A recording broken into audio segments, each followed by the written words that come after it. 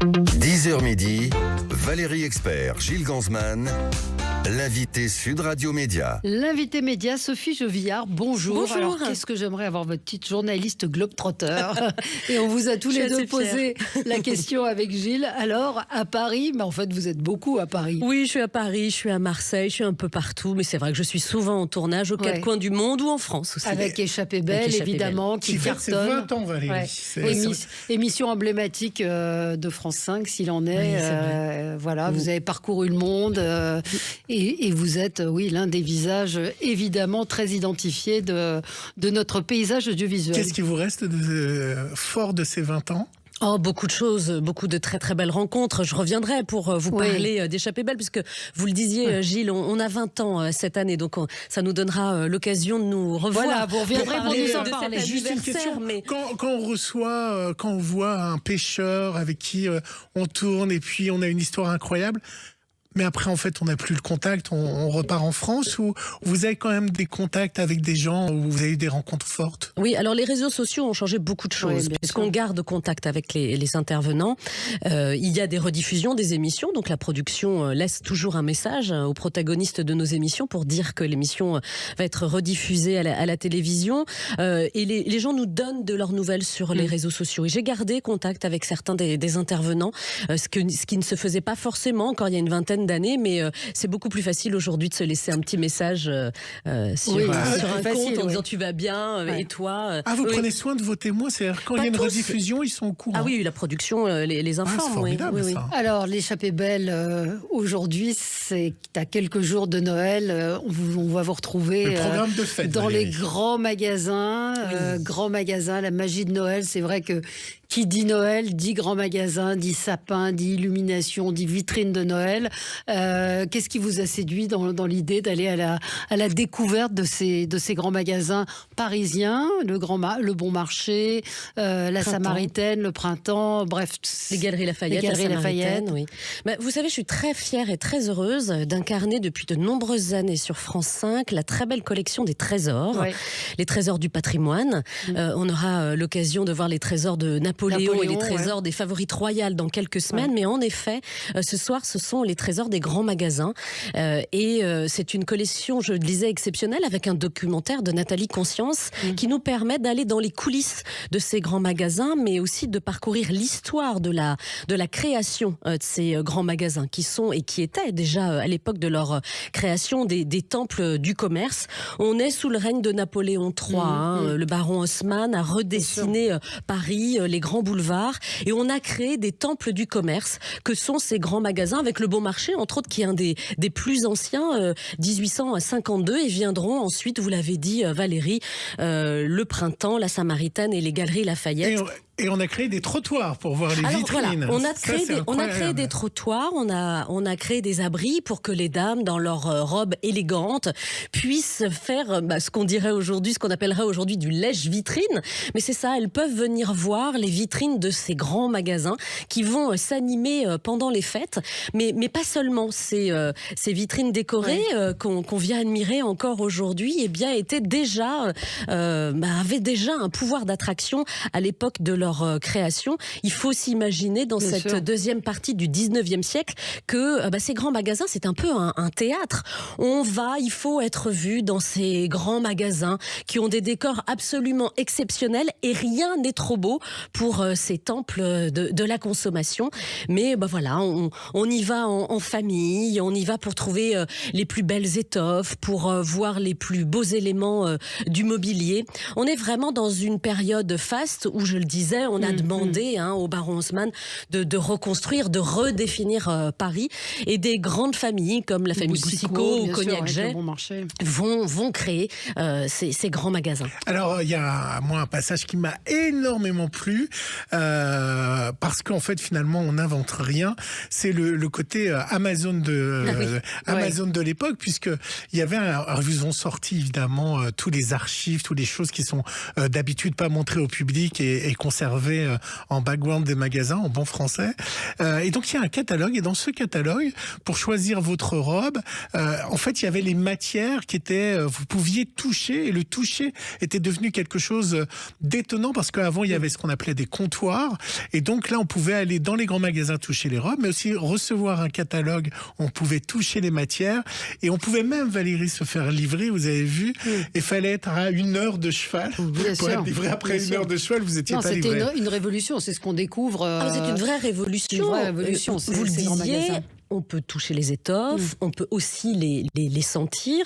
Et c'est vrai que les élégantes, les dames vont venir dans ces grands magasins, quitter les petites boutiques un peu intimistes pour venir dans ces grands magasins.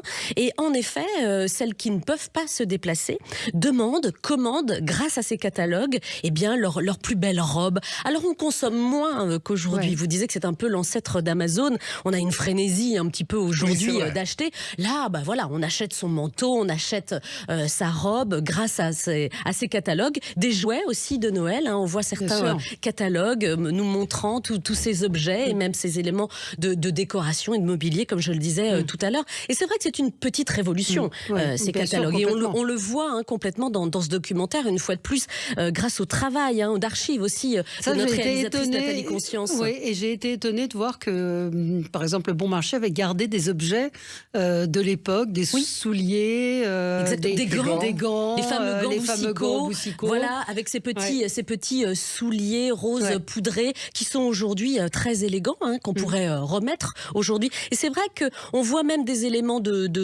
décor, on voit des rambardes aussi qui sont gardés dans les sous-sols de ces grands magasins. Rien n'est trop beau, on le voit pour ces décors. La rénovation, par exemple, de la Samaritaine, c'est absolument exceptionnel. En 2005, le magasin ferme pour des années et des années de travaux pour qu'aujourd'hui, on redécouvre cette fresque absolument superbe. Et on va, pour certains, à la Samaritaine, pardon pour les commerçants, mais on va des fois à la Samaritaine pour admirer ce décor. Pour admirer ce décor, qui est cette fresque magnifique, superbe. On voit aussi ces feuilles dorées, on voit cet escalier monumental. Je disais tout à l'heure que c'était un petit théâtre, mais c'est vrai, on est là pour être vu. Et vous imaginez descendre avec ces grandes robes, avec des grands manteaux comme ça. Et en termes de tournage, c'est compliqué ou pas de filmer dans les grands magasins? C'est-à-dire que ça se fait à quel moment? La nuit, c'est ça? Parce que vous êtes seul dans le grand magasin. Oui, bien sûr. Alors, il y a plusieurs étapes pour les tournages d'une collection documentaire comme Les Trésors. Là, Nathalie Conscience, une fois de plus, notre réalisatrice, a mis 2 ans quand même pour travailler sur la thématique. Oui. C'est vraiment un travail d'enquête, de recherche. Il faut trouver les bons témoins, il faut trouver les bonnes anecdotes. Et c'est vrai de sortir un petit peu de ce temple du commerce. On ne raconte pas qu'une histoire commerciale. On est là aussi pour parler du patrimoine. Donc Nathalie Conscience a beaucoup œuvré dans ce sens. Donc c'est vraiment 2 ans de travail, de recherche, de documentation. Et oui, et pour vous répondre plus directement, Valérie, on tourne en général la nuit, en l'occurrence pour ce qu'on appelle les plateaux, les petits plateaux de transition que j'ai eu la chance de présenter. On tourne soit le matin très très tôt, soit la nuit à la fermeture. Mais sinon, vous voyez dans le documentaire les inaugurations des décors de Noël. Voilà, notre réalisatrice avec son équipe a réussi à y aller pendant la préparation de ces vitrines de Noël. C'est la magie, de ces grands magasins-là. On voit les premières vitrines d'ailleurs dans le doc. Exactement. Parce que là, on est à la période dans 2 jours. Oui, c'est ça. Et on y va. Noël. On vient pour ça. Moi, vous savez, je suis vraiment une provinciale de service. Et j'y vais toujours avec des yeux qui pétillent en me disant, oui, ces vitrines-là, on a envie de les découvrir, on va actionner des automates, on va faire des décors tous plus fous les uns que les autres. Et donc c'est intéressant de pouvoir découvrir ces grands magasins, ce côté coulisses, ce côté patrimonial et historique, avec des petits trésors, des petites pépites au milieu qui nous racontent cette histoire passionnante. Les grands magasins, ils ont tout subi, la guerre, les incendies, la destruction. Comment vous expliquez qu'ils soient encore là et commercialement fonctionnent toujours, même s'ils ont des difficultés comme tout le commerce, on a pu le voir avec le BHV. Parce qu'ils s'inscrivent dans les grands monuments du patrimoine parisien. Je pense que c'est ça aussi qui leur permet d'être sauvés. On y va aussi pour découvrir le patrimoine. Comment il fonctionne commercialement, je suis pas la meilleure personne pour vous en parler. Nous, ce qui nous a vraiment intéressé, c'est cette histoire-là et de pouvoir faire des pas de côté. On y va aussi pour quelque chose d'exceptionnel. Hein. On voit ces boules de verre fabriquées en Moselle qui sont vendues en exclusivité dans ces grands magasins. Donc c'est aussi le théâtre et le lieu d'un artisanat d'art absolument exceptionnel. Et oui, je ne sais pas si ça fonctionne bien commercialement, mais ils sont toujours là, en tout cas, pour exister. Et la magie de Noël existe toujours dans ces lieux du patrimoine. Vous avez interrogé un certain nombre d'acteurs. Hein. Bon, il y a des historiens, mais aussi les vitrinistes.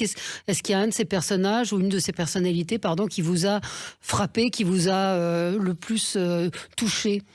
Écoutez, moi je suis assez touchée de voir qu'aujourd'hui on déploie des trésors d'ingéniosité et d'inventivité pour toujours créer les plus beaux décors. On voit cette mosaïste à la fin du documentaire qui nous montre qu'aujourd'hui rien n'est trop beau pour ces décors-là. Je crois que c'est ça qui me touche. Au-delà de l'histoire, c'est de me dire que on essaye de tout mettre en œuvre pour que cela existe et pour que la magie existe. Et c'est Mathilde de Jonquière qui crée ces fresques, ces mosaïques qui sont à la grande épicerie, du Bon Marché.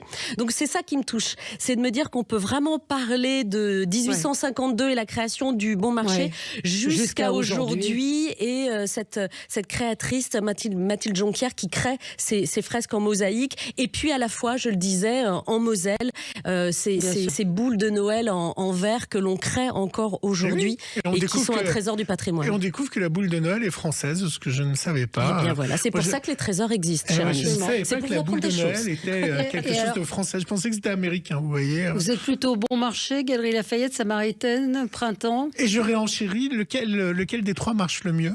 Alors, franchement, Gilles, je ne saurais pas vous répondre. Vous ne savez pas quel magasin a le plus de visiteurs ? Mais parce que, en fait, une fois de plus, ils sont très différents, que l'émission Les Trésors est un documentaire sur le patrimoine, et on n'est pas là pour faire un comparatif. Moi, je vous posais la question à titre personnel. J'avoue que je trouve que les travaux de restauration de la Samaritaine sont assez époustouflants, une fois de plus, quand on voit la fresque. Être sur la terrasse du dernier étage, du 10e étage des Galeries Lafayette, c'est vrai que c'est assez exceptionnel, puisque là, on embrasse tout Paris. Et c'est là où on se dit, pour répondre à une de vos précédentes questions, que ces grands magasins font vraiment partie des monuments emblématiques de Paris. Voilà, d'être sous la coupole au printemps, c'est aussi très touchant. Non, c'est vrai que ce soit des Galeries Lafayette, de la Samaritaine, du Bon Marché, je trouve que chacun a son charme et le printemps est-ce que vous également. en avez profité pour acheter un cadeau dans 2 jours ? Eh bien, pas du tout. Alors. Je suis en retard pour mes cadeaux. Et vous, il faut Valérie, que j'aille voir s'il reste des boules de Noël en verre. Non, vous achetez au dernier moment, dernier moment, absolument. Merci, merci à vous, Sophie Jevillard. Vous reviendrez nous parler des 20 ans d'Échappée Belle et puis les trésors des grands magasins. C'est ce soir sur France 5 à 21h10. Et puis les prochains numéros de ces trésors, il y aura les trésors de Napoléon et les trésors des favorites des rois de France. D'autres magnifiques documentaires. Absolument. Puis après, vous repartez pour découvrir le monde. Je repars pour d'autres destinations d'Échappée Belle. On sera en France, là, en ce début d'année. Dans un instant, c'est Perico Légas qui sera avec vous. Très bonne journée sur Sud Radio.